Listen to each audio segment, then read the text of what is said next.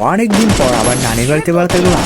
ভাবলাম যাই একটু আদর আপ্যায়ন খাই, শান্তিতে 2 দিন থাকি। বাড়িতে ঢুকতে নানি এমন ভাবে জড়িয়ে ধরলো যেন আমি বিদেশ থেকে 12 বছর পর ফিরেছি। বললো, ওরে আমার নাতিটা রে, শুকাইয়া ভালো হয়ে গেছোস। আমি তখনও দরজা। এরই মধ্যে প্লেটে 7টা পিঠা, 4টা ডিম, 3 গ্লাস দুধ আর এক বাটি গরুর মাংস হাজির। আমি বললাম, না রে একটু পরে খাই। নানি বললো, চুপ, শহরে গিয়ে কি না খায় থাকো, মুখটা দেখলেই বুঝে যায়। আমার আত্মা বলতেছে, আল্লাহ এই খাওন থেকে কাইটা গেলেই বাইসে যায়। এরপর শুরু হলো আসল অনুষ্ঠান, পারিবারিক সমালোচনা সম্মেলন 2026। এক খালা বলল, এই যে এতদিন পড়াইছো, গায়ের রং তো গাছটা সাদা হয়ে গেছে। আর একজন বলল, চুল এত বড় কেন, হিরো হয়েছো নাকি?